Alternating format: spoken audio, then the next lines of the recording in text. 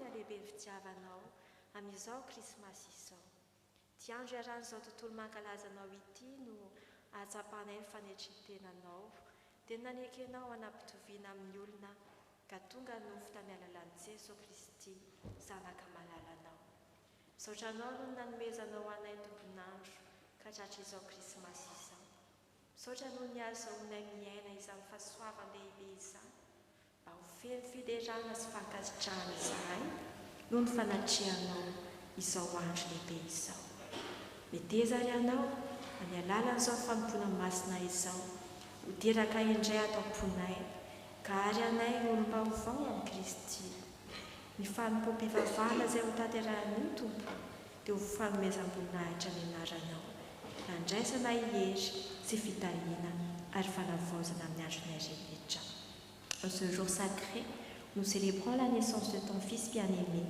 Nous nous rassemblons avec gratitude et humilité pour te célébrer et te remercier pour ton amour infini et ta grâce.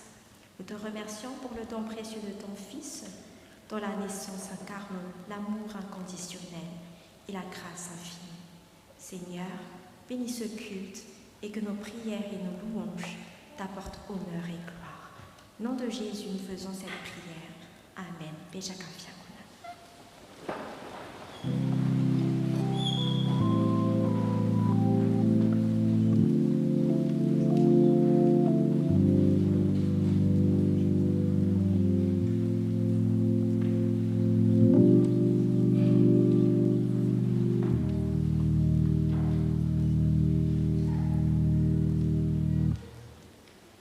Ry hava-malala ny sitrapon'Andriamanitra ho antsika rehetra an'ity andro ity. Hoy ny Tompo, raha tanteraka indray ny olona dia tsy mahazo mahita fanjakan'Andriamanitra izy. Raha misy olona tsy tanteraka ny rano sy ny fanahy dia tsy mahazo miditra amin'ny fanjakan'Andriamanitra izy. Izay ateraky ny nofo dia nofo, ary izay ateraky ny fanahy kosa dia fanahy. Ko aza gaga raha laizako hoe tsy maintsy ateraka indray ianareo. Ary manoloana izany sitrapon'Andriamanitra izany, manoloana ny famonoan'ny Tompo atsika, dia indray isika tsy mba nanaraka ny sitrapony, tsy mba novalintsika izy rehefa miantso atsika, ary raha tonga izy nanolotra ny teniny, dia indraindray tsy mba noraisintsika izany teniny izany. Ko andeha isika hanosika alohantsika ka hanaraka izao tombavaka izao. Fantatray Tompo, efa nampiasa fomba sy fanao maro samihafa ianao, nitenenanao tamin'ireo razanay. Tamin'ny farany dia ianao mihitsy no niteny naneho sitraponao tamin'ny alalan'ny zanakao dia Jesosy Kristy. Misaotranao izahay no ianao Andriamanitra teny tonga nofo ka nonona taminay, maneho mivantana ny sitraponao izay norenesinay ateo. Ifandresenay, ifandrenesanay ny sitraponao Tompo, nampatsiaro anay fa tsy mendrika izahay manoloana fitiavana lehibe izay nasehonao tao amin'ny Kristy. Ko mangataka famelan-keloka avy aminao Tompo, mba tsy handalo fotsiny aminay ny fanavaozana sy ny fahaterahana indray. Vonjeo izahay ka ataovy ombaovao sy ateraka indray an'io. Miaraka amin'ny fanehoanao ny zanakao mpamono izao tontolo izao, noho ny aminy sy ny asan'ny fanahy masina, mamilany elokay ary manavaozanay.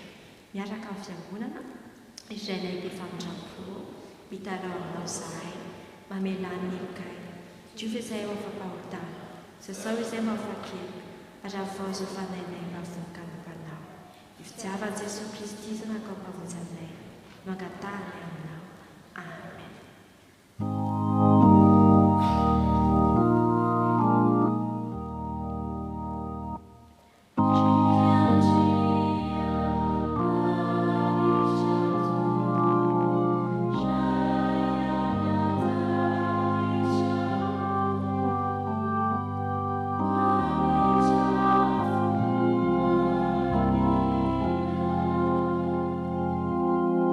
Jesus.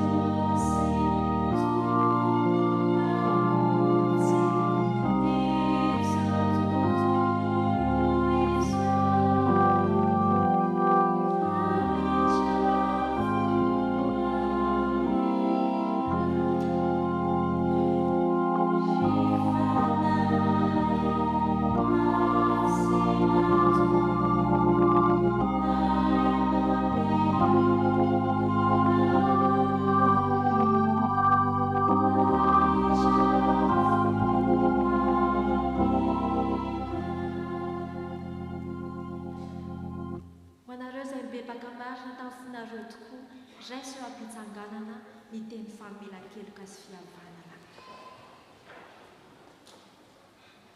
Andriamanitra tsy naniraka ny zanany meto amin'izao tontolo izao mba hanameloka n'izao tontolo izao, fa mba hamonjy an'izao tontolo izao amin'ny alalany izay mino ny zanaka dia tsy hoelohina, fa izay tsy mino koa dia efa voaheloka raha teo.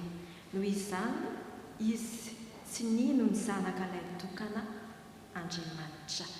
Ho anao izay mino sy mandray famonjeny zanak'olona, ambara ary fa voavela ny helokareo noho ny anara-masina midiran'ny tompo ary ambarao ny famonjeny. Miaraka amin'ny fiangonana, indro Andriamanitra ny famonjenantsika dia atoky isika fa tsy mba hatahotra, fa ny tompo Andriamanitra no helintsika sy fidirantsika fa efa famonjenantsika izy. Amen.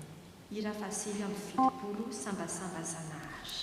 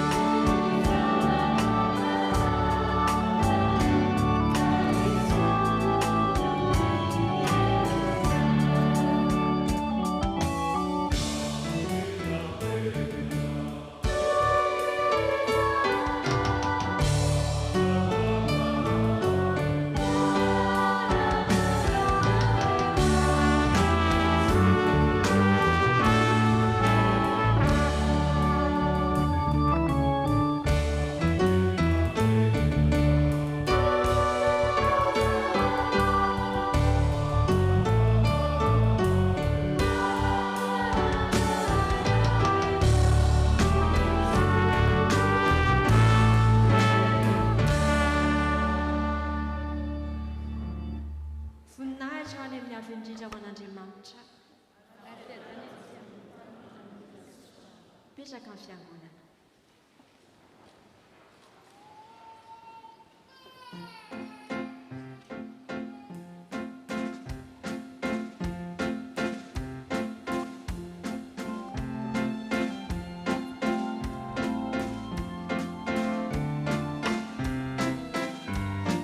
Misy an'ilay Toyota Gris AG 789 PW zany izay mbola tsy miala nefa migelebe ka mba hiangaviana zany tompony mba hanala ny fiara ao.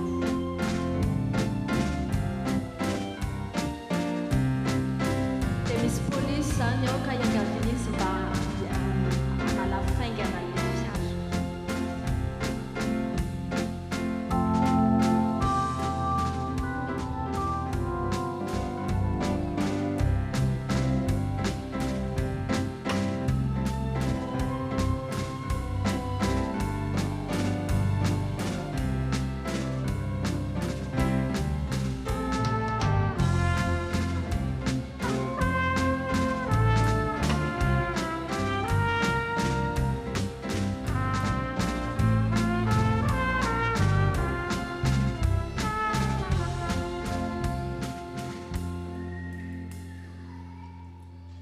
Izao dia tonga amin'ny fotoana izay henontsika ny ten'Andriamanitra ka mialoha ny vavaka sy ny vakiteny dia mbola ho ataontsika ny ravadimy amby efapolo ny andiny voalohany sy ny fahatelo.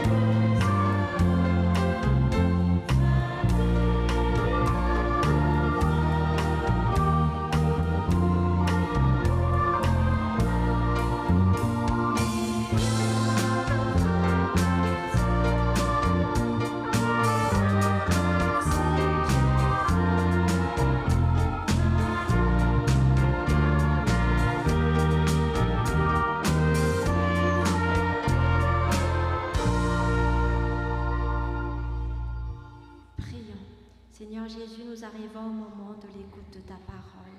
Et nous te demandons, ton Esprit Saint, pour nous guider à travers cela et ouvre nos cœurs, Seigneur, pour être prompte à recevoir ta parole aujourd'hui. Et sois également avec celui qui va partager ta parole.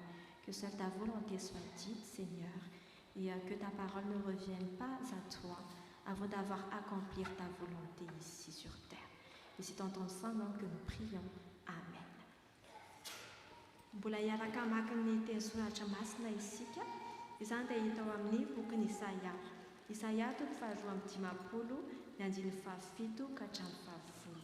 Isaïe chapitre 52, versets 7 à 10. Rehefa hita dia vakiana amin'ny anaran'ny Tompo.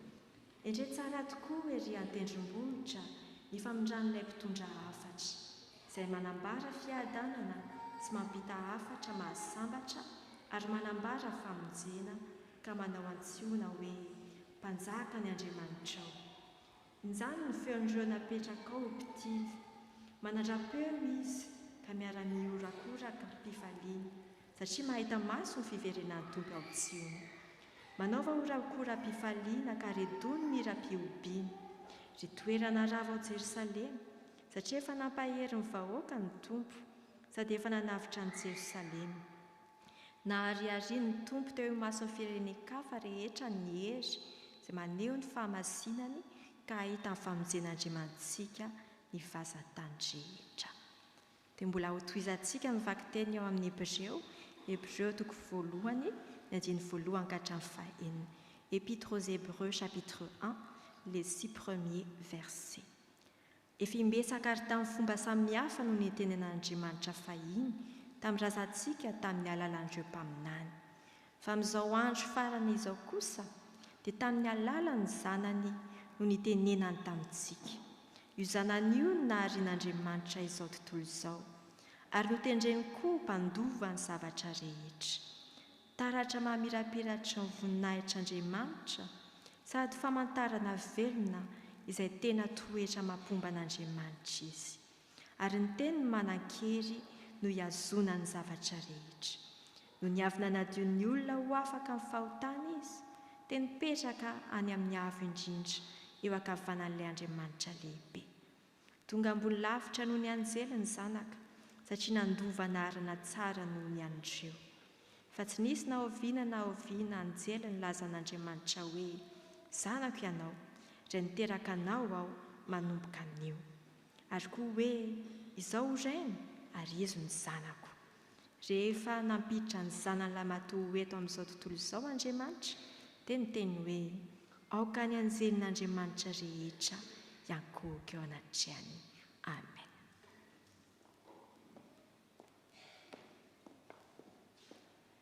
Dia eo am-pitsanganana no hiamakitsika sy hanarantsika ny famakinan'ny filazantsara. Ao amin'ny Jaona toko voalohany, andininy voalohany ka hatramin'ny fahavalo ambin'ny folo. Jaona toko voalohany, andininy voalohany ka hatramin'ny fahavalo ambin'ny folo. Tamin'ny voalohany foninahary an'izao tontolo izao Andriamanitra, dia efa nisy ilay teny. Ilay teny dia nitodika tany amin'Andriamanitra hatrany, ary ilay teny dia Andriamanitra. Tamin'ny voalohany dia nitodika tany amin'Andriamanitra ilay teny. Izy no naharian'Andriamanitra ny zavatra rehetra, ka raha tsy teo izy dia tsy nisy ary ny zavatra no hariana. Ilay teny no nirakitra ny aina, ary io aina io no nitondra fahazavana ho an'ny olombelona. Ary ny fahazavana dia mamirapiratra anatin'ny aizina ka tsy nasaka anazy ny aizina. Nisy lehilahy anankiray nirahan'Andriamanitra, Joany no anarany. Tonga hijoro vavolombelona i Joany, dia vavolombelona nambara ilay fahazavana, ka ny afatra nampitain'i Joany no ampion'ny olona rehetra. Tsy hoe Joany ny fahazavana, fa izy no vavolombelona anambara ny fahazavana. Ilay teny tena fahazavana tonga amin'izao tontolo izao, sady manazava ny olombelona rehetra.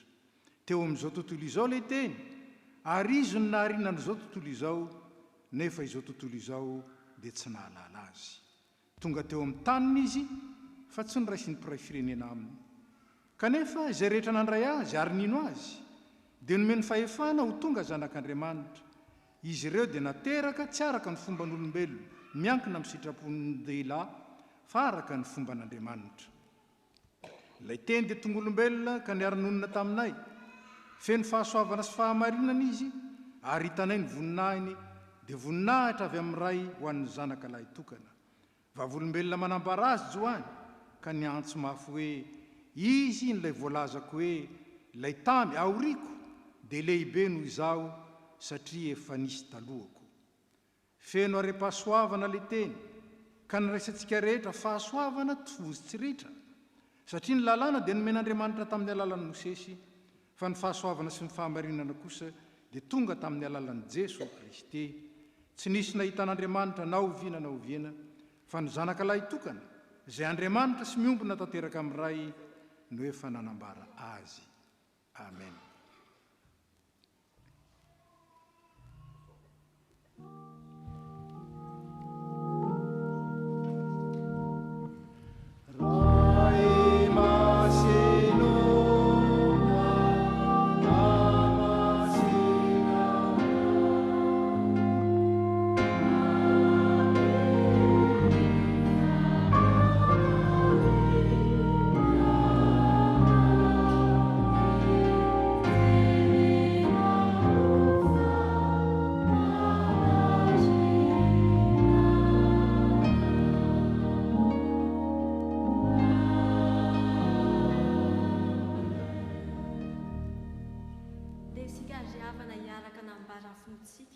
amin'ny alalan'ny fanekempinoana Niseana.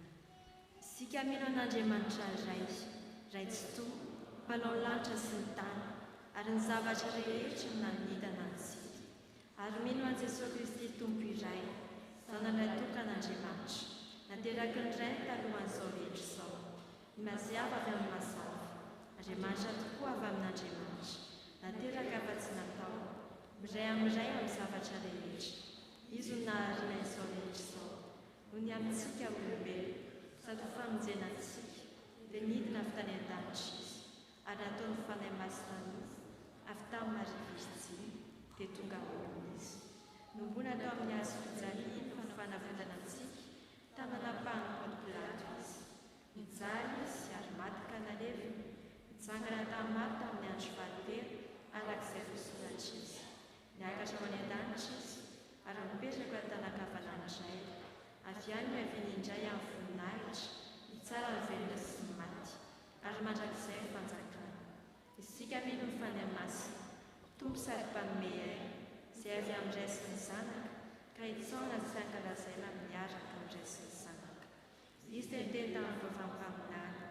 Isika mino ny fiangonana iray, miorina amin'ny fanambaran'ny apôstôly, ary manery azy izao. Isika manaiky ny batisa iray, famelan-keloka, sady manantena ny fitsangana amin'ny maty, ary ny fiainana mandrakizay. Amen. Hira fahatelo amby enimpolo. Amen.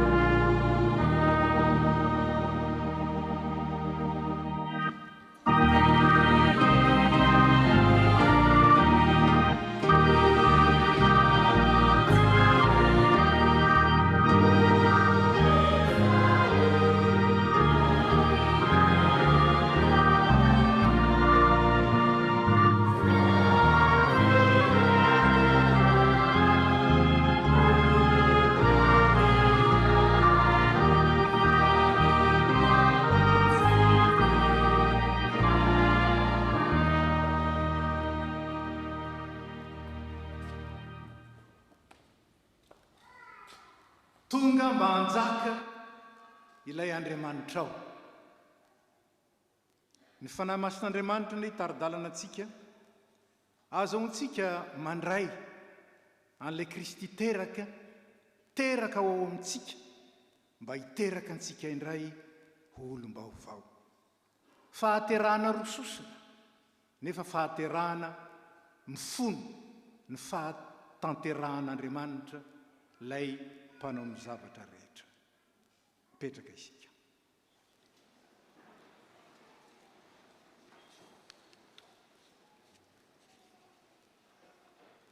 Ry havana, ambaro ombeny araverina trany satria mila miraikitra ao am-pontsika, mifatotra ao amin'ny fiainantsika ny fahamarinana fototra ny amin'Andriamanitra izay ambaran'ny soratra masina. Andriamanitra dia fitiavana. Andriamanitra dia fitiavana. Raha vao mare an'izany isika indraindray dia ilay fitiavana eritreretintsika ny ao an-dohantsika, ilay fitiavana iainana eo amin'izao tontolo izao ny ao an-tsaintsika, ilay fitiavana maha olombelona indraindray no eritreretana an'izany. Andriamanitra dia fitiavana, saingy tsy ilay fitiavana erosy izy, izay fitiavan'olombelona izay mitady ny daniny kibony fotsiny ihany. Tsy ilay fitiavana filiako izy, ilay fitiavana nambolen'ny fiarahamonina, fa izy ilay fitiavana agape, ilay fitiavana tanteraka izay tsy mitady ny tombontsoan'ny tenany fa maneho izany fitiavana izany amin'ny fitadiavana ny tombontsoan'ny tiany. Andriamanitra dia fitiavana. Nasehony mandrakarivo izany, saingy toa tsy takatry ny olombelona. Izao no nambaran'ny soratra masina ny fitiavan'Andriamanitra io, raha dika amin'ny teny tsotra ary ao anatin'izany ny dika teny iombonana. Tia dia tia izao tontolo izao Andriamanitra, tena tia izao tontolo izao Andriamanitra, ka dia nomeny hatramin'ny zanan'ilay tokana mba tsy hisy ho very izay rehetra mino azy na iray aza, fa hanana fiainana mandrakizay. Tia ny olona rehetra Andriamanitra, fa ny olona no tsy mahay mamaly ny fitiavany. Tia Andriamanitra ary ny fitiavan'Andriamanitra tsy eo molotra na fihetsem-po, fa asehony amin'ny asa, asehony amin'ny fahamarinana. Tia ny olona rehetra Andriamanitra, ka dia nomeny izao tontolo izao ny zanany loharanon'ny fifalian'ny Krismasy. Indro milaza teny somafaly aminareo aho izy tamin'ireo mpiandriondry mahantra kely izay niandriondry amin'ny alina, tsy misy trano ialofana.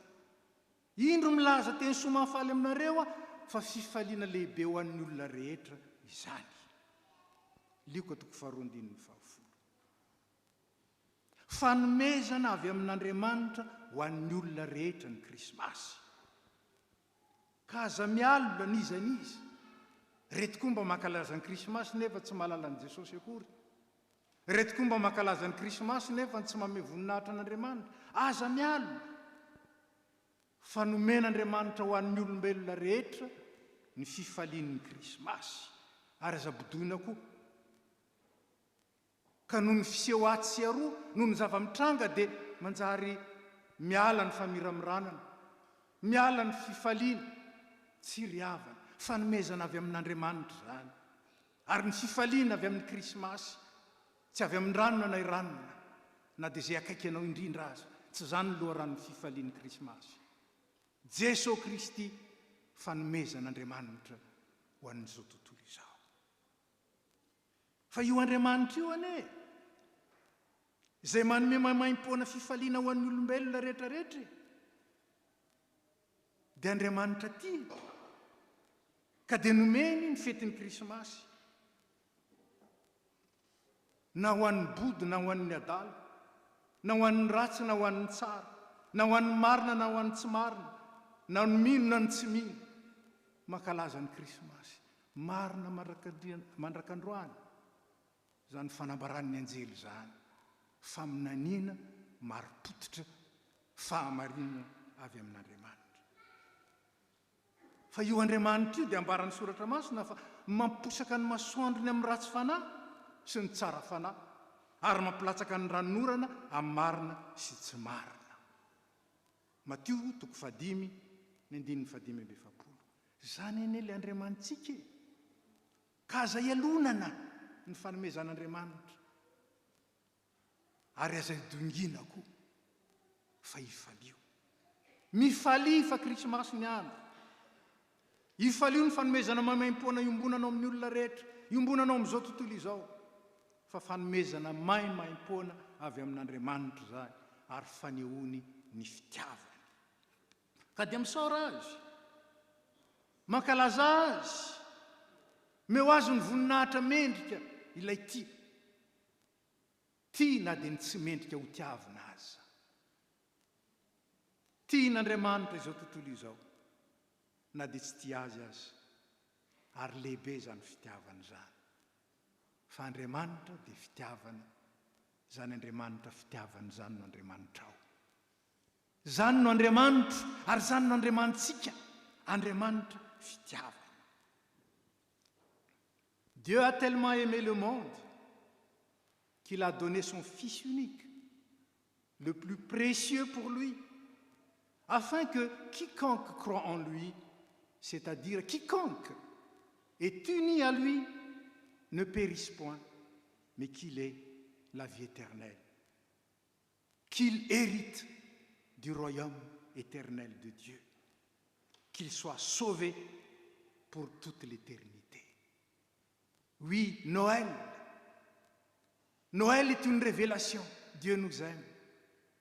Mais son amour ne s'arrête pas à Noël. Son amour est éternel. Son amour ne passe pas pendant quelques jours seulement en nous donnant la joie. Son amour est un amour qui dure malgré le temps, malgré les circonstances. 600 ans avant la venue de Jésus-Christ, Dieu lui-même nous a avertis. Mes pensées ne sont pas vos pensées, et vos voix ne sont pas mes voix. Est-ce que nous saisissons la portée de cette parole, de cette révélation? Ça veut dire que la pensée de Dieu échappe à notre intelligence. Et la manière de faire de Dieu n'est pas pareille que notre manière de faire. Il est venu d'une manière incompréhensible, merveilleuse et miraculeuse. C'est pour que nous puissions s'appuyer sur sa manière, mais pas sur la manière du monde, ni notre manière à nous. Afin que nous puissions accéder à la pensée combien sublime et haute, parfaite de Dieu, au lieu de se contenter de nos pensées, de ce que notre intelligence humaine puisse atteindre. Vous savez, le Christ est venu. Il n'est pas venu tout simplement pour nous rendre visite. Comment ça va? Comment ça va la vie? Et qu'est-ce que vous allez faire demain? Non, il est venu pour nous apporter quelque chose que nous cherchons au fond de nous-mêmes, mais que l'humanité n'a pu trouver par ses propres moyens. C'est quoi? Le bonheur éternel. Il est venu pour nous offrir le bonheur éternel, mais à sa manière. Par la paix qu'il nous donne. Cette paix dont il a dit, je vous donne la paix, je vous laisse ma paix. Ce n'est pas la paix du monde. Or, lorsque la paix de Dieu fut donnée à Israël, à travers sa parole, à travers la loi, à travers sa présence et à travers sa puissance qui agit, qui a permis au peuple d'Israël de combattre et de gagner contre les ennemis qui étaient tout autour de lui. Malgré cela, Israël voulait la paix humaine. L'Israël demandait à travers Samuel un roi humain. Et qu'est-ce qu'en dit l'Écriture sainte par rapport à ça? Pourquoi ils demandent, pourquoi ces gens-là demandent un roi humain? Et le Seigneur dit à Samuel, parce qu'ils ne veulent plus que je règne sur eux. 1 Samuel 8, verset 7. Ce peuple ne veut plus que Dieu règne sur lui. Et il veut un roi humain, à la manière humaine, à la manière du monde. Ce peuple qui montre extérieurement que Dieu est leur seul Dieu, ce peuple est attaché au monde. Ce peuple adore le Dieu de ce monde, le prince de ce monde, la puissance de ce monde. Bien sûr, Dieu les aime et a voulu les corriger en les laissant entre les mains du roi de Babylone pendant 70 ans. Ils étaient exilés à Babylone. Mais dans son amour éternel, Dieu ne les a pas abandonnés. « Je t'aime d'un amour éternel », a-t-il dit à travers Jérémie. Et c'est pourquoi je te conserve ma fidélité. Je reviens te chercher quand les 70 ans, le temps de Dieu, soit passé. Alors il est venu, et voilà ce qu'il a annoncé. Le salut par le réveil. Le salut par le réveil. Mais ce n'est pas un réveil humain. Ce n'est pas un réveil corporel. Ce n'est même pas un réveil consciencieux. C'est un réveil spirituel. Réveille-toi, peuple de Dieu. Réveille-toi. Mets tes vêtements magnifiques. Ésaïe 52 qu'on a lu tout à l'heure. Et je pense que c'est à cause de cela que le monde, nous-mêmes, nous mettons des habits magnifiques à Noël. Surtout chez nous à Madagascar, où la tradition fait qu'à Noël, il n'y a pas d'échange de cadeaux. Mais on étraîne les nouveaux habits magnifiques. Les échanges de cadeaux chez nous, ça se fait au jour de l'an. On dit cadeau de nouvel an. Ici, l'appel de Dieu consiste à se revêtir de vêtements magnifiques. Mais ce n'est pas le vêtement extérieur. C'est le vêtement magnifique aux yeux du Seigneur, c'est-à-dire nos cœurs habités par le Seigneur. Habille-toi, réveille-toi. Et que celui qui est né puisse naître dans ton cœur. Dieu veut que son peuple, le vrai peuple de Dieu, se réveille. Réveille-toi, peuple de Dieu, réveille-toi. Mets tes vêtements magnifiques. En effet, les étrangers, les gens impurs ne viendront plus jamais chez toi.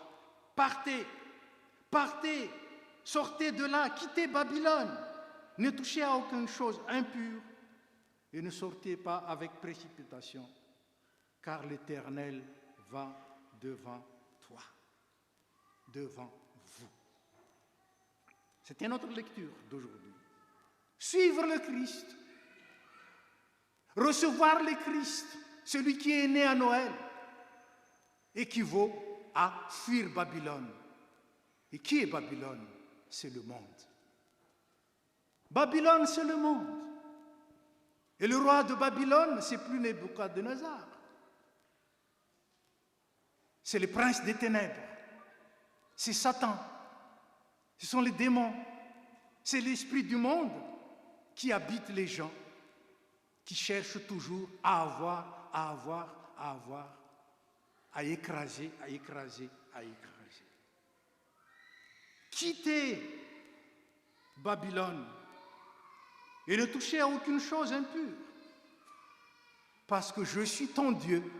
Sois saint, parce que je suis saint. Oui, Noël a été donné comme fête pour tout le monde.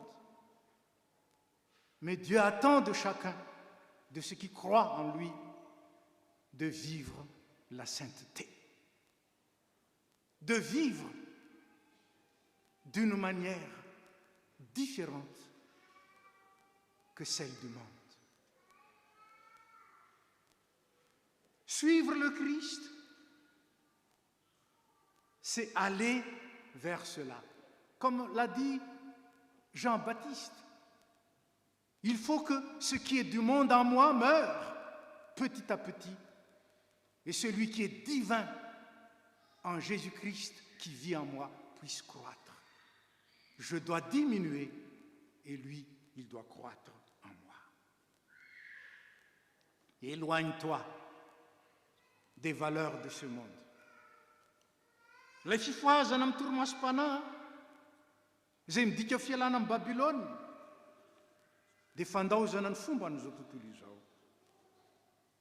Raha nomena hafaliana mandritry ny andro vitsy isan-taona isika noho ny krismasy. Ilay Emmanuela kosa, ilay Kristina Messia, mpamonjy sy tompo, tonga onona sy anjaka isan'andro ao am-poko sy ao am-ponao. 5 andro isa-taona, adiny 420 isan'andro. Ny fiainany mino dia tokony aneo fa manjaka ao amin'ny marina tokoa Kristy. Andriamanitra tsy tonga anjaka eo amin'izay tsy mino azy. Hanery ho avy ny fotoana zay tsy maintsy anaiky ny fiandrianana izao tontolo izao, fa ny olony kosa tiany anaiky ny fanjakany, ny fiandrianany, ny fahefany. Zay nge le Jesosy teraka. Zay nge le fahaterana tsiarovana sy ankalazaina androany. Tsy afaka manjaka izy raha tsy miala eo amin'ny fiainantsika, miala eo am-pontsika ilay izao tontolo izao sy ny fombany. Ny hery sy ny fahefan'ilay andrinan'izao tontolo izao, ka ahafahan'ilay Andriamanitra tokana, ahafahan'ilay Andriamanitra tena azo topoiny, ahafahan'ilay Andriamanitra ao, ilay Andriamanitsika manjaka feno sy tanteraka. Matetika ny olona rehefa nandray an'i Kristy izy dia nalainy le anarana, nalainy le hery, nekeny io, ary marina io, misy io. Fa izao lasa ampiasainy ny anaran'i Kristy, ampiasainy ny fahalalany an'i Kristy, ampiasainy ny finoanan'i Kristy anatanteraka ny sitrapony izay avy amin'ny nofo sy eo amin'izao tontolo izao. Inona nge ny ilaina amin'izao tontolo izao? Ny manana, ny mahay, ny lehibe, ny mahomby sy ny sisa, ary dia manjary ampiasaina ny anaran'i Kristy anovozana fananana, hideafana amin'ny fahaizana, anehoana ny fahalebiazana, ary indrindra ampiderana ny fahombiazana, ary ampiasain'ny mino moderna ankehitriny ny réseaux sociaux, ampisehoany fa manome azy fananana, manome azy fahombiazana, manome azy fahalebiazana, manome azy fahaizana le Jesosy. Ka izy indray no lasa Andriamanitra, fa le Jesosy mpanatanteraka ny sitrapony, ny filany, ary mamaly ny fangatany rehetra. Fa rehefa Jesosy kosa ny mangataka hoe afoizoady olo ny zavatra rehetra, manomboka eo tao mahita excuse ny kristiana. Ny vavaky ny kristianina indraindray dia vavaka fangatahana. Zao Jesosy, zao Jesosy, zao Jesosy ataovy anay, zao Jesosy, zao Jesosy, zao omeo anay. fa rehefa mangataka kosa Jesosy manahoana? Rehefa mitaky kosa Jesosy manahoana? Tonga tany amin'ny azy izy anefa ny azy tsy nandray azy.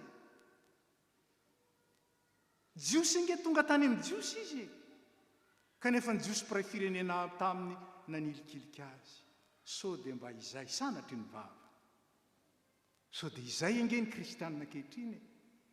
Te hampiasan'i Jesosy ka manjary izy indray ny tompo. Jesosy ilay mpanompo mpanatateraka ny sitrapony sy ny fangatahany rehetra. Izany tsy milaza fa tsy mamaly vavaka Andriamanitra. Fa izay nampianarin'i Jesosy voalohany indrindra kosa dia ity: katsao aloha ny fanjakan'Andriamanitra sy ny fahamarinany, hanampy anao ny zavatra rehetra.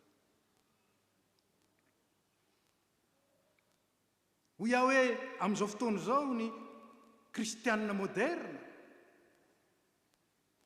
dia mampiasa ny tompo mba hitay azy, ary dia tiany aseho mihitsy izany fitahiany izany. Sao nefa ny mamperitreritra. Rehefa nakafanahy an'i Jesosy ny devoly dia hoy izy hoe: raha zanak'Andriamanitra tokoa ianao dia ataovy izao.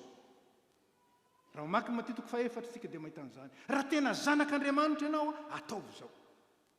Raha izay Jesosy ny te hampiseho ny mahazanak'Andriamanitra azy, nataony anie. Saingy tsy zany namain'i Jesosy hampiseho hoe zanak'Andriamanitra. Tsy zany namay azy, fa ny aina ny mahazanak'Andriamanitra tokoa azy. Ary amin'izao fotoana izao dia izay koa no entin'ny devoly mamingana ny olona izay mitady an'i Kristy maro. Raha tena kristianina tokoa ianao dia aseho e, dia aseho tokoa any amin'ny réseaux sociaux any, aseho tokoa, fa tsy mba misy mampiseho ny azo fijaliana any. Indraindray azy mijoro vavolombelona ilay fandresena, fa tsy mijoro vavolombelona ilay azo fijaliana izay tsy maintsy entina.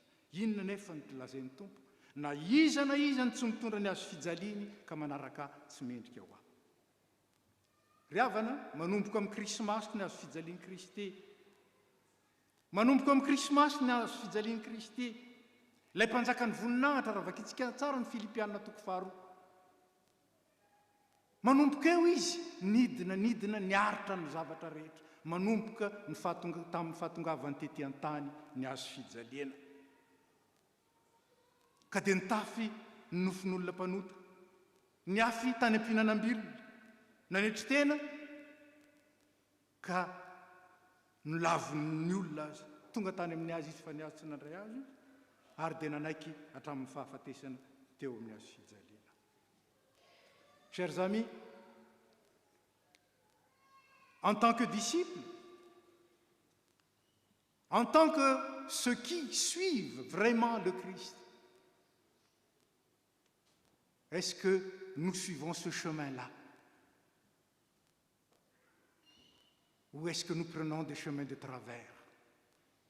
Nous voulons la gloire, nous voulons la victoire, mais nous ne voulons pas la lutte, nous ne voulons pas la croix. Vous savez, Jésus il est venu. Et c'est l'Épître aux Hébreux qui le dit, mais toute la Bible le dit. Il est devenu pauvre pour nous enlever de la pauvreté spirituelle. Nous qui sommes censés suivre un autre chemin que le chemin du Seigneur, nous nous trompons. Le Seigneur est venu pour servir et non pour être servi. Et nous? Le Seigneur est venu pour offrir la vie dans notre mort due au péché. Il a offert la vie. Et nous? Il est venu pour enrichir les autres par le bien céleste. Et nous voulons être riches, mais pas enrichir les autres. Il est venu pour consoler ceux qui sont dans la souffrance. Est-ce que nous sommes conscients de cela à chaque fois qu'il y a des souffrances autour de nous et devant nous? Je ne parle pas des souffrances des gens qui nous sont proches. Bien sûr, nous venons, mais de tous ceux qui souffrent. Il est venu pour tous ceux qui souffrent et ceux qui croient en lui doivent être libres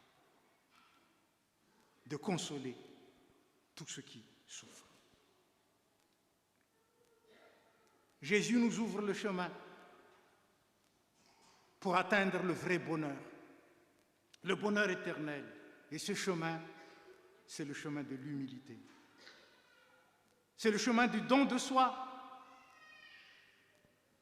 Et le chemin de Noël, qui est, comme j'ai dit tout à l'heure, le chemin de la croix, est l'exemple que Jésus nous donne à suivre. Ne pas chercher la réussite humaine, ne pas chercher la gloire immédiate, ne pas chercher la réussite. Tout cela, le monde le cherche. Mais cherchez d'abord le royaume de Dieu et sa vérité, avant toute chose. Ne pas se préoccuper de soi, mais de Dieu et de son royaume. Voilà ce que Jésus nous a montré à travers Noël. Aujourd'hui, il y a beaucoup de chrétiens qui veulent prendre dans la Bible ce qui l'arrange et ignorent tout ce qui les dérange. Il y en a beaucoup. Des fois, en lisant la Bible, on zappe pas mal de choses. Or, la clé du bonheur éternel est là-dedans. Raha za daholo nefa zay rehetrarehetra zay ry havana. Tsarovy. Fa fifaliana omen'Andriamanitra ho an'ny rehetra ny krismasy. Ho anao koa zany. Ka voalohany misaora azy. Mankasitra azy. Miderany anarany. Ary zao, mifaly. Misy mahasosotra anao ao ankavananao. Misy mampalahelo anao ao ankavia ao. Misy mandreraka anao ao aloha ao. Ary misy mandrebireby anao ao aorianao. Mifaly. Mifaly satria nomen'Andriamanitra ny fifalian'ny krismasy ianao. Saingy tsarovy kosa. Fa misy fifaliana faharoa. Zay fifalian'ny fahatanterahana. Araka ny teniny hoe, ho aminareo ny fifaliako, dia ho tanteraka ny fifalianareo. Ino ny fifaliana io? Fifalian'ny tena fiterahana. Ary ny tsy ambaratelo zany fiterahana zany ambarako aminareo. Eto am-pamaranana. Raha raisitsika ho teraka marina ao anatintsika Jesosy, fa tsy teraka any am-pinanam-bilona, na teraka ao am-piangonana, na teraka eny anjoro-trano, na teraka eny an-tokotany, raisitsika ho am-po Jesosy Kristy, dia nateraka olom-baovao indray ianao, mandeha amin'ny lalan'i Kristy. Ry havana, tsy fifaliana mandalo ny fifalian'ny krismasy tian'Andriamanitra omenanao soa. Zany namoriny antsika eto. Tsy fifaliana mandalo. Tsy fifaliana miserana. Fa fifaliana tanteraka, fifaliana maharitra. Tsy noho ny fananana an'izao sy izao, tsy noho ny fahaizana izao sy izao, tsy ny fahombiazana amin'izao sy izao, fa fifaliana ateraky ny fananana ny Kristy monina sy miasa ao anaty. Mifalia mandrakariva hoy Paoly apôstôly, satria tafaray amin'ny tompo ianareo. Mbola antitra teriky ndray, mifalia. Filipianina 4:4. Maneho fandeferana amin'ny olona rehetra, fa teraka ao anatinao, tsy any ivelany. Ary miteraka anao olom-baovao ao aminy ilay ankalazaintsika isaky ny krismasy. Jesosy Kristy fiainana fahazavana ho an'ny mimazy. Dia anao olom-baovao, na koa anamafy anao ao amin'ny fiainam-baovao ilay Kristy tsarovantsika sy ankalazaintsika anio ny fahatanterahana. Dia mandehany ny fahaterahana azafady. Dia mandehany hanao ny fifaliana ny aninao. Hoy ny mpitoroteny 5:7. Hanao ny fifaliana ny aninao, ary sotroy amin'ny fifalifaly ny divainao, fa ifanakasitran'Andriamanitra ela ny asanao. Raisy ny fitahiana.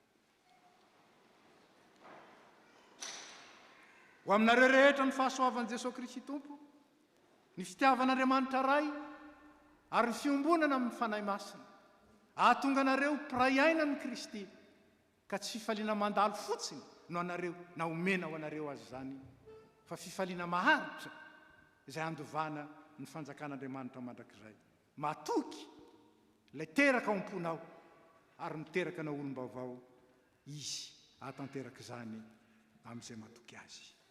Amen. Petraka isika.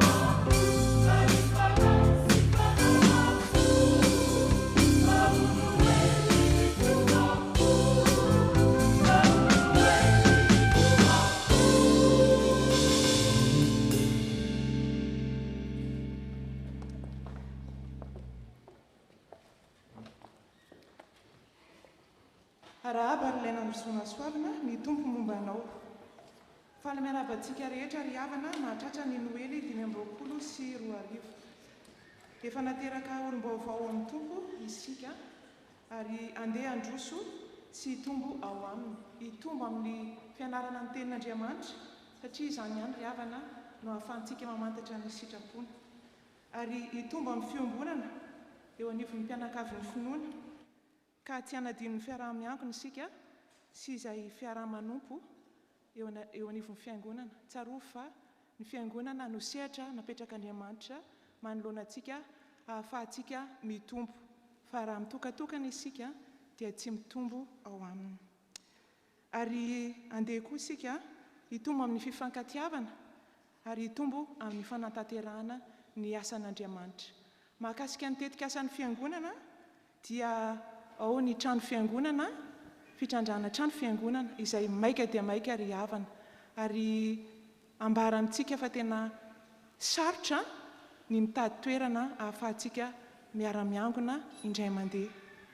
Misaotra an'Andriamanitra isika ny amin'ity krismasy ity satria mbola nomeny an'ity fiangonana lehibe ity, fa tsorona aminareo fa sarotra ny fandaminana ao anivon'izany ary dia entanina isika rehetra mba hiara iombona mandrakariva ary andeha isika hiara manolo tanana, manolotra hevitra, manolotra izay rehetra ananantsika ahafahantsika mampandroso izany tetika asa trano fiangonana izany, mba ahafahantsika manantanteraka mandrakariva ny fiarahantsika miangona indray mandeha, ao koa ny fiarahantsika manompo an'Andriamanitra na eny anivon'ny sampana izany na amin'ny hetsika maro samihafa izay ataon'ny fiangonana.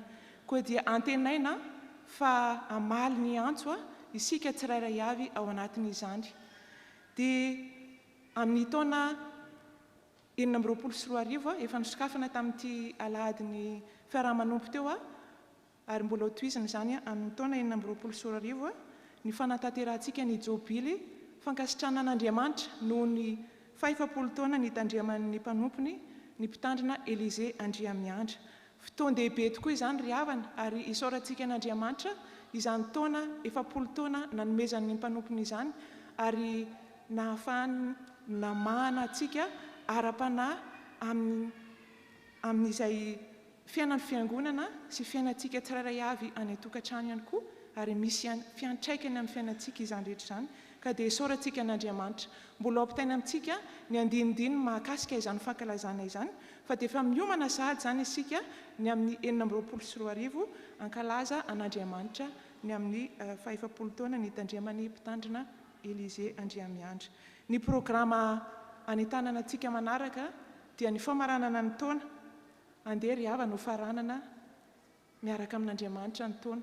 Raha mpitso dia misy fotoam-bavaka izay iarahantsika isaorana an'Andriamanitra noho ny fitahiany, noho ny fitantanana, noho ny famondram-pony amintsika tsirairay avy amin'ny fiangonana, ka atratrarantsika ahafahantsika mamarana ny taona 20 sy 20 amin'ny 7 sasany ny fotoana ao amin'ny Vieux Temple. Ary ny faha-efatra ny volana janoary hiaraka tombontsika eo amin'ny tompoko ny taona.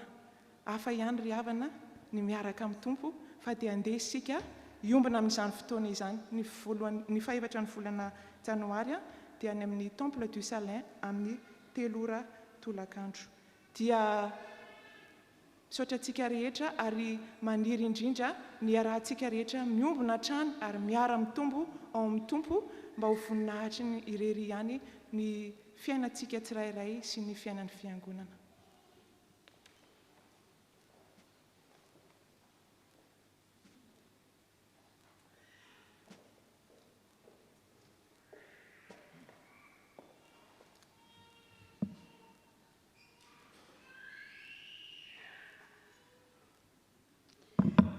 Dia mbola faly miarabantsika indray ry havana amin'ny anaran'ny Jesosy Kristy lohan'ny fiangonana sy tompon'ny asa. Toy izao indray ny vaovao azo ambara amintsika izany androany.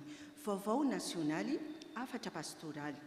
Naharay ny newsletter FPMA isika izay misy ny fiarabana krismasy avy amin'ny filohan'ny FPMA révérend Dr Seth Rasondraibe miompana amin'reto teny ireto krismasy fanafana ao avy amin'ny Isaia 2:5-7 ka hatramin'ny 20.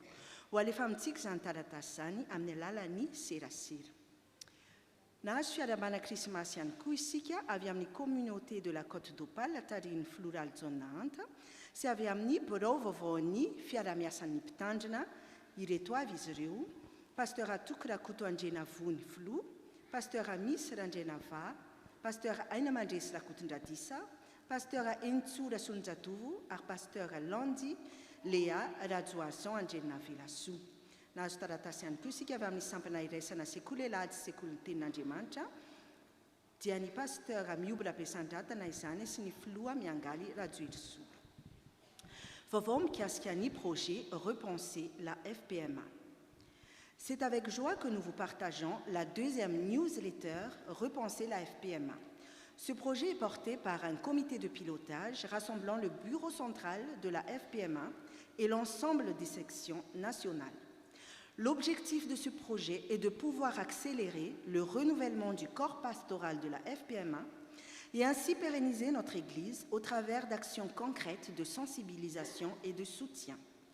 Soutenu par la Fédération luthérienne mondiale, LWF, ce projet ambitieux vise à mobiliser l'ensemble des forces vives de la FPMA, les régions et les paroisses, les sections, les commissions, les départements, les paroissiens et les paroissiennes. Mais que contient cette newsletter? Un partage proposé par le pasteur synodal Setra Sunjabe sur le thème « Vivre l'Évangile entre générations », une présentation des différentes manières de s'engager pour les pasteurs, un retour sur le ZKB et déjà un save the date pour la prochaine édition de l'événement Repenser la FPMA qui approche à grands pas pour le samedi 28 février. Tuzon vavao avy eto amin'ny faritany atsimo andrefana na ny fahatsanina izay misy atsika. Afatra krismasy 5 sy taom-baovao 4 ary no nahitany kintana izy dia nifaly indrindra. Io andinin-tsoratra masina ao amin'ny filazantsara Maty io no entina iarabana sy irary intsony vahoaka n'Andriamanitra rehetra eto amin'ny faritany atsimo andrefana mba hitoetra maharitra ao amintsika ny eny fifaliana ho entiny Noely. Dia mirary krismasy taom-baovao sambatra ho an'ny tsirairay amin'ny anaran'ny mpitandrina sy ny tompon'andraikitra rehetra eto amin'ny faritany hoy ny mpitandrina Charles Rakotondramana. Fanentanana ZKB Grand Sud. Ho avy tsy ho ela ny taona vaovao 2024 sy 2025 ary manararoatra izahay mamerina manentana antsika eto amin'ny fahatsanina hamandrika ny daty amin'ny fanatrehana ny ZKB Grand Sud izay atao ny asabotsy 7 sy ny alahady 7 marsa ao amin'ny Centre Regain Annie Sainte-Tulle. Ary koa anantevin-daharana amin'ny fidirana ao amin'ny Vomiera. Ny loha hevitra amin'izany dia ny filazantsara herin'Andriamanitra ho famonjena izay mino araka ny Romana 9:4. Ireto avy ny Vomiera afaka hisafidianantsika: spirituel, communication, hébergement, logistique, repas, dons, finances, santé et sécurité et animation. Misy roa ahafahana misoratra anarana ka toy izao ny vilan'ny sarandasy: 105 € ho an'ny eo ho an'ny olon-dehibe, 85 € eo ho an'ny misotro ronono sy ny tanora ary 45 € ho an'ny ankizy. Toy izao ny vaovao avy eto amin'ny Tafo Toulouse, filazana batisa. Ny zaza Rasolondraibe Enaël Zakaria, zanaky ny zaka sy Aurélie Rasolondraibe, dia atolotra atao batisa amin'ny alahady 18 desambra ho avy izao. Rakom-pisaorana krismasy efa nahazo maimaim-pony ianareo koa manomeza maimaim-pony. Nisy falopony zaraina tamintsika teo ampidirana izay afaka asitsika ny rakom-pisaorana krismasy nomantsika ary afaka arosakitsika izany ao anatin'ny arona volomparasy eo akaikin'ny rakotra izay ao anatin'ny arona fotsifotsy.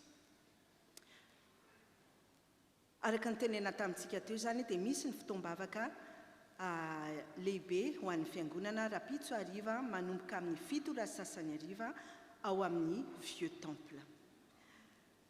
Fifidianana mpandinim-bola efa nisokatra ny fisoratana na ny fanolorana olona rehefa nanaiky izy izay ho mpandini-bola amin'ny 2 taona manaraka.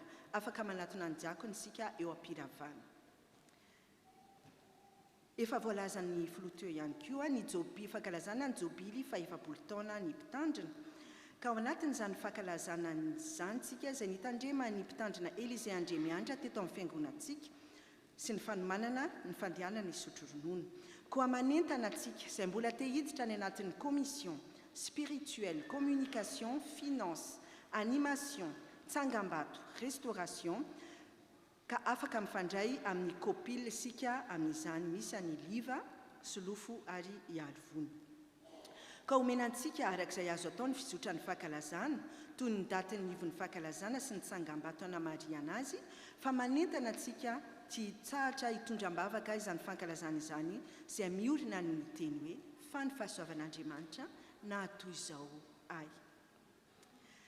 Tsy misy ny étude biblique sy ny permanence noho ny fialan-tsasatra. Ny seraseran'ny fiangonana dia mampafantatra antsika fa nivoaka ny gazety fiainana tamin'ity Noely ity ka afaka mandray izany ao am-piravalitsika iray isam-pianakaviana.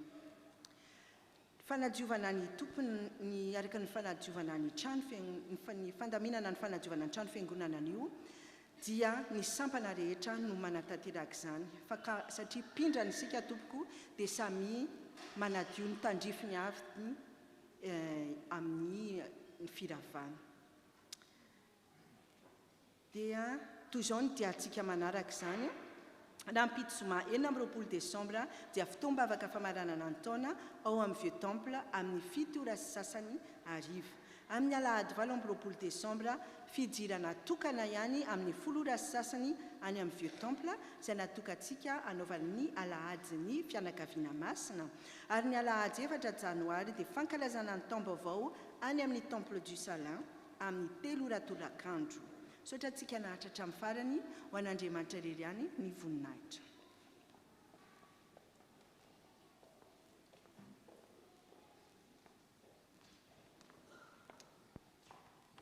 Inona fa tsy vitsy amintsika no avy any ivelany tonga mamangy havana na tonga mamonjy ny fety tonga koa mamangy ny tolozy amin'izao andro krismasy izao ka dia angatahana isika rehetra izay avy any amin'ny tanana hafa na avy any amin'ny tany hafa izay tonga eto manatrika eto mba hitsangana arabaina amin'ny anaran'ny fiangonana ary tsofondrano amin'ny anaran'ny tompo.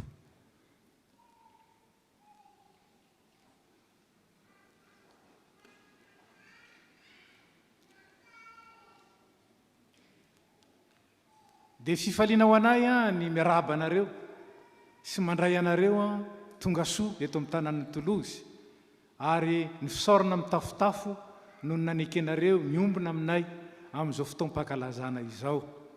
Ny tompon'ny fahasoavana izay nitantana anareo ane tonga soa teto mbola hitaridalana anareo na aiza na aiza ka handrotsaka ny fahasoavany, ny fitahiny ary ny fiadanany sy ny fifaliana aminareo mandrakariva hiaro anareo amin'ny ratsy. Dia mitsodrano anareo amin'ny anaran'ny tompo zahay. Izy ane hitantana sy hatanteraka izay rehetra tokony anareo araka ny hareny amin'ny voninahitra amin'ny Kristy ka hatanteraka soa ny antony nahatongavanareo eto ary mbola hitarika anareo na aiza na aiza ary hahatratra ny taona vaovao 420 isika mianakavy. Dia misaotra indrindra tompoko ary dia mirary soa. Afaka mipetraka nareo.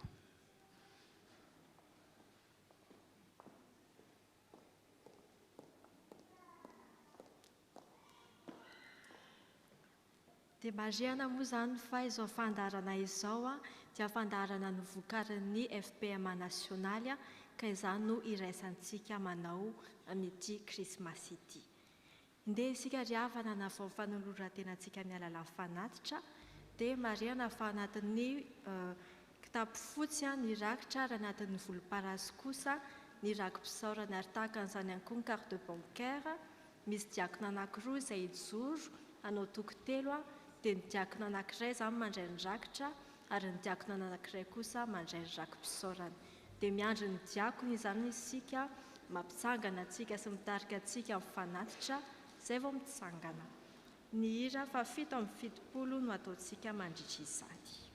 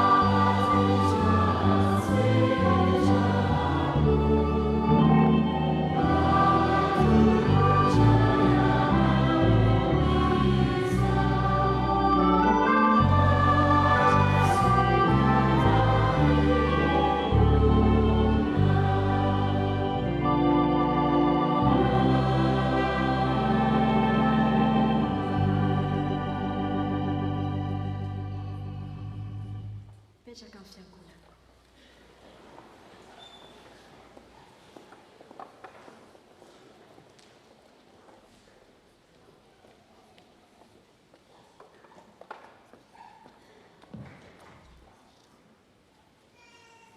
Malala ny tompo mivelatra eto amin'loatsika ny sakafo izay anasan'ny tompo atsika endriky ny fanatrehany sy ny fampitsahany fahasoavany ho antsika mianakavy amin'izao fotoana fankalazana izao. Manao ny hira fa raiky amin'ny fitopolo isika ny dimy fahatelo sy fahaefatra dia mangataka ny bekolina mba hiafatra ity raiky amin'ny fitopolo.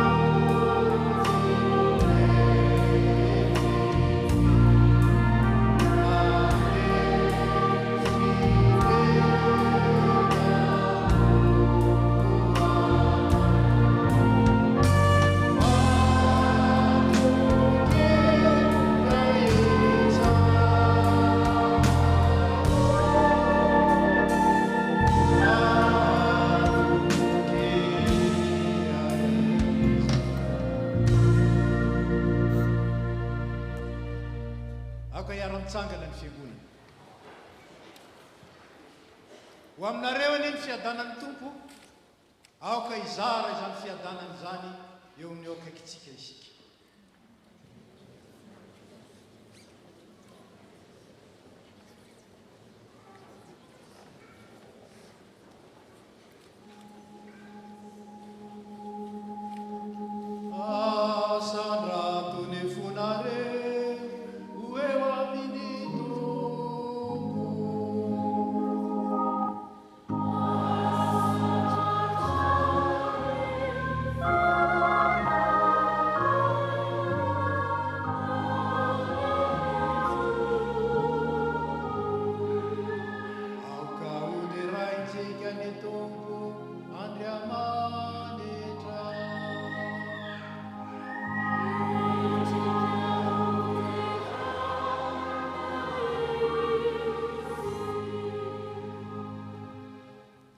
Entiko tompo ray masin'Andriamanitra mandrakizay maefa ny zavatra rehetra, mety tsy mahavonjy ny isaorana ianao amin'ny fotoana rehetra sy amin'ny toerana rehetra, amin'ny alalan'i Jesosy Kristy tomponay, ilay tia anay ary nanolo-tena monjy anay. Amin'ny alalan'ny koa ny deran'ny anjely ny fiandriananao, hitsao ny fanapahana sy ny fahefana rehetra anao amin'ny tahotra, ary iarahan'ny fiangonana any an-danitra sy etỳ an-tany midera ny anaranao amin'ny fiobiana. Ary izay koa ankehitriny tompo, dia miara-manandratra ny feonay aminy, ka mifanajana lehibe ny deranay hoe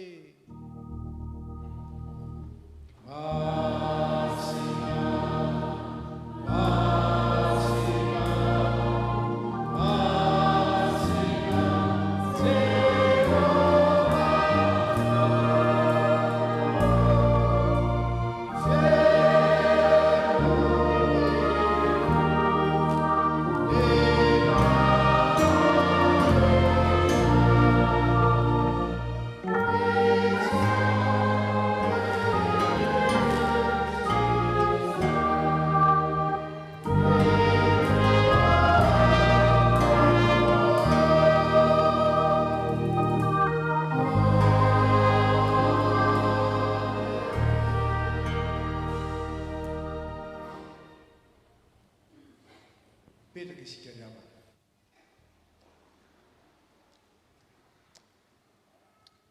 Ry kristianina malala, aoka isika ahatsiaro an' Jesosy Kristy ilay maty ny solo antsika ary nitsangana tamin'ny maty ho fanamarinana antsika, izany ny fanatim-pihavanana izay natolotra Andriamanitra antsika izay tiany.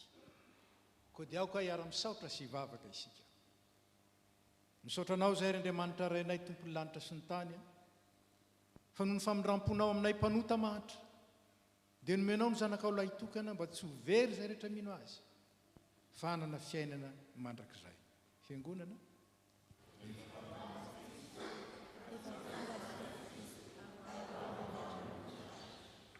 Ary noho izany ry tompo rainay any an-danitro, ndreto izay manao eto anatrehanao ny fahatsiarovana ny fahatongavan'ny zanakao olona, ny fijaliany sy ny fahafatesana, ny fitsanganany tamin'ny maty, ary ny fifonany mandrakizay ho anay, ka dia miandry sy mitalao ny fiverenany ray izahay.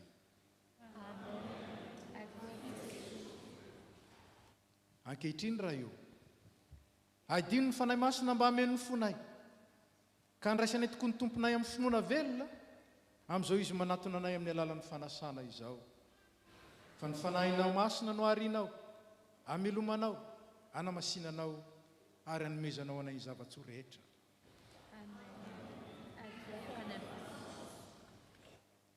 Misaotra anao izay ry Jesosy Kristy Tompo ô, midera ny anaranao izay ry Zanak'Andriamanitra lahy tokana mpamonjy anay, ankalazaina ny anao noho ny fitiavanao izay mahery noho ny fahafatesana. Ary izay izay tonga eto anatrehanao iombona amin'ny latabatra masina, dia mangataka mba hampiraisinao aminao ohatry ny sampana amin'ny voaloboka, dia hampanaro fankaty tahaka ny tiavanao anay izahay. Ary aoka izay ara-manana amin'ny fiangonana masina manontolo, ny fiononana sy ny fifaliana aminao, dia ianao izay miara-manjaka amin'ny ray sy ny fanahy masina hatramin'ny taloha indrindra ka ho mandrakizay. Amen. Aoka hitsangana ny fiangonana.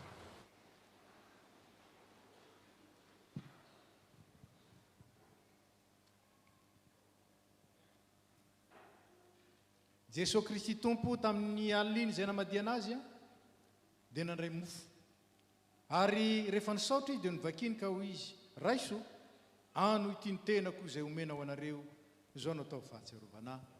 Dia toy izany koa ny kapoaka, rehefa ninana dia hoy izy misotro amin'ity nareo rehetra, fa ity no rako, dia amin'ny fanekena vaovao izay alatsaka ho an'ny rehetra ho famelan-keloka, ka na oviana no misotro ianareo, dia izao no ataovy ho fahatsiarovana. Dia misaora ny ray izay nampamendrika antsika hanananjara amin'ny lovan'ny olona masina eo amin'ny mazava. Amen. Hira 7:100 ny andinin'ny fahatelo nataontsika.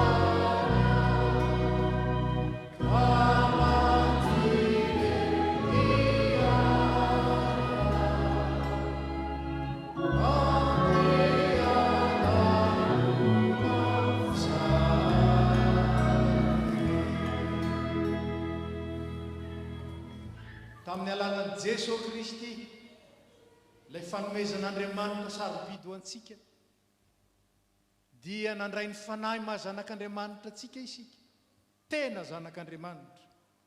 Koa dia izany no asaintsika miara-manonina ilay vavaka nampianarin'ny zanak'Andriamanitra manao hoe: rainay ô izay nitatra, masina eny ho tonga eny fanjakana, atao aneny sikaponao, ety amin'ny tany meo anay izay hanasa azy aminay, ary mamelany kay tahaka ny mamelana izay mena. Dia aza mitondra anay ho amin'ny fakapana, fa manafana amin'ny ratsy, fa anao fanjakana sy hery ary ny voninahitra mandrakizay. Amen. ny mofo zay vakitsika dia firaisana amin'ny tenan'i Jesosy Kristy tompontsika fa isika rehetra zao na dia maro azy ary samy hafa dia tena iray ihany satria samy nandray tamin'izany mofo ray izany avokoa. Ny kapoko amin'ny fisaorana izay isaorantsika firaisana amin'ny rano Jesosy Kristy tompo dia ny ranony famelan-keloka izay narotsaka ho antsika teo amin'ny hazo fijaliana. Hoy ny tompo, iny rehefa mitsangana eo am-baravarana ka mandondona, raha misy mihaino ny feoko ka mamono varavarana dia hiditra ao aminy aho ary hiara-misakafo aminy ary izy amiko. Ny tompo no manasa anao, ny tompo no mizara ny nofony sy ny rany ho anao endriky ny fahasoavana, ary ny tompo no mitady firaisana sy fiombonana aminao mba azahoantsika manana firaisana koa amin'isika samy isika. Hoy ny tompo, avia, efa voavoatra avokoa zao ny zavatra rehetra. Zao ny fandaminana, ny dekona nitarika antsika avy any am-pitoerana, mandroso etitsika anao toko 4 izy. Dia mandray ny mofo isika, manatsopoka azy ao anatin'ny kapoka, dia rehefa voatsopoka ao ny mofo dia hanitsika dia lasitsika miverina mamonjy toerana araka ny fandaminan'ny dekona ihany. Dia mipetraka isika, mahazo mipetraka isika rehetra, fatrany an-trano zany mitsangana izay tarihan'ny dekona mandroso ety.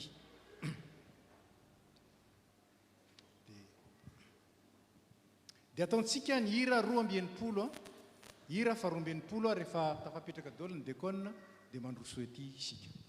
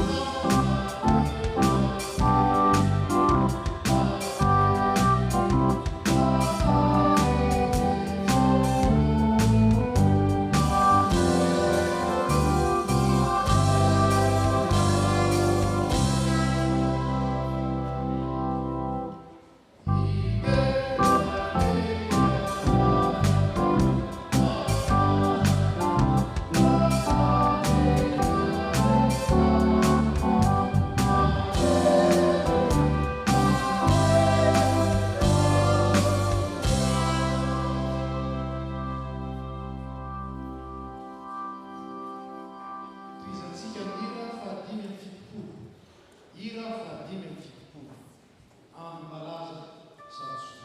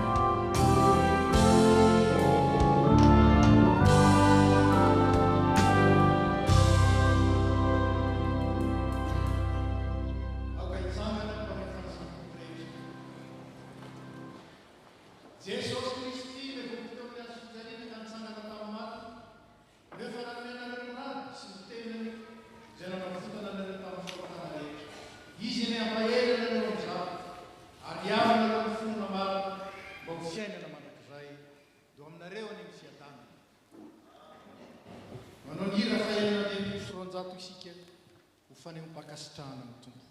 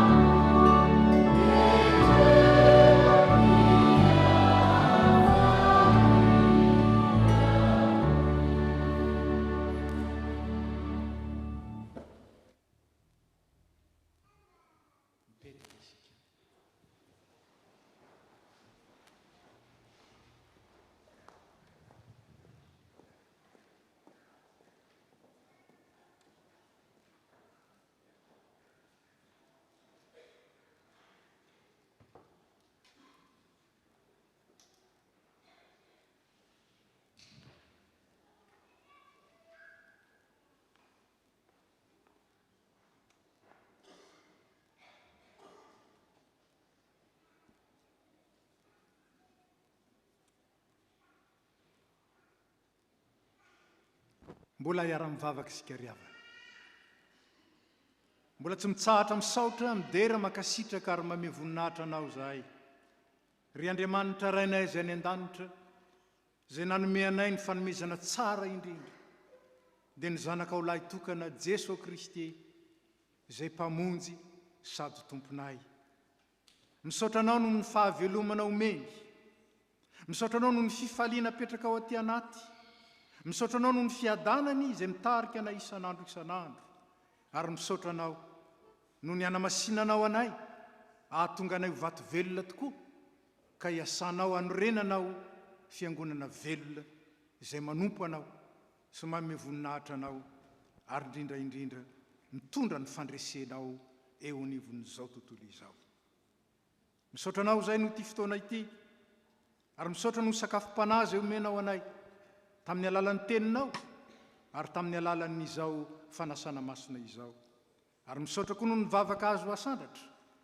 ka omenao an'ny tsiraray avy tompo izay tandrify na ny sambatan'olona na ny mpivady na ny ankonana na ny fianakaviana na ny fiangonana na ny firenena ary tsaronay manokana ity firenena mampiatrano anay ity ampitoereto ny fiadananao mba hiadananay araka ny teninao dia mahatsiaro manokana ny Madagasikara zahay izay mandalo fotoan-tsarotra ary indrindra ao anatin'ny fahantrana lalina tompo tsara indrindra efa nitondra ny hareny lanitra ao anay ianao jereo ny vahoaka malagasy meo fahendrena ny mpitondra ary indrindra taio ny ezaka tsara rehetra mba hahatonga ny firenenay andro fahizay ary androso ho voninahitry ny anaranao mivavaka aminao zay ho an'ny asan'ity fiangonana ity dia ny FPMA zany ny tompona raiky isanambaratonga na eo amin'ny nasionaly zany na eo amin'ny faritany indrindra eto amin'ny tafo FPMA Toulouse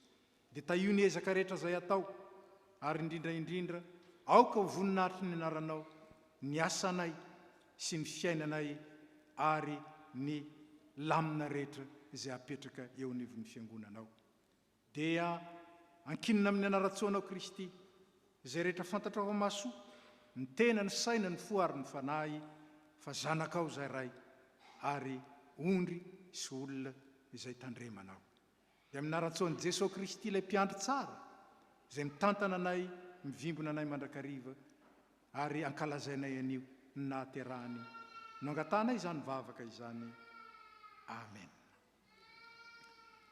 marina izao fotoana izao sika riavana rehefa tapitra ny fotoana dia mbola elolalina reo etsy ny mpitandrina sy ireo diakonina vitsivitsy.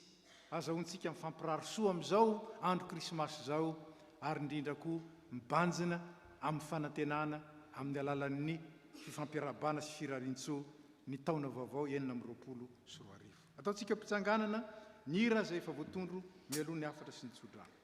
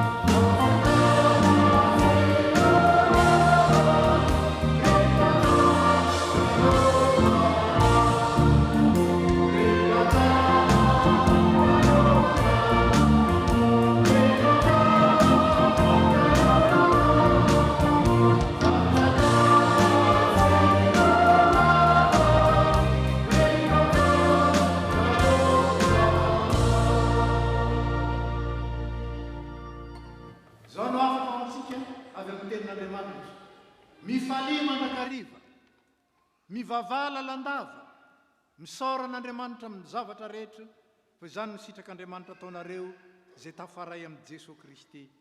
Dia aza vonona ny asa mifanahy masina, aza atao tsinitsinina ny teny ataon'ireo mpilaza hafatra avy amin'Andriamanitra, dia dinio ny zavatra rehetra, tano izay tsara, ary alavilo ny zava-dratsy rehetra na inona na inona. O aminareo any eny Tompo,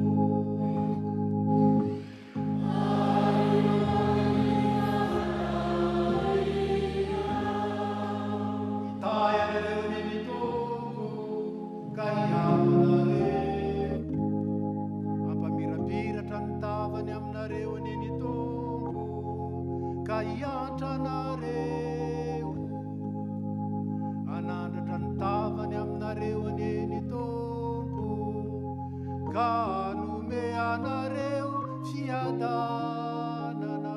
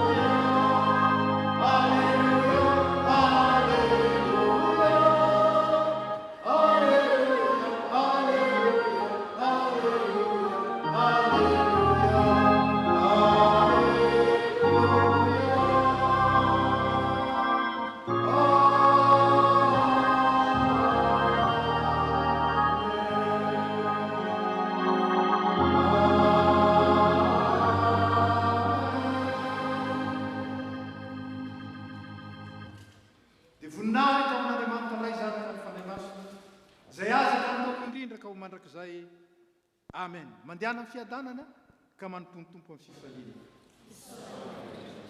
Petraka isika.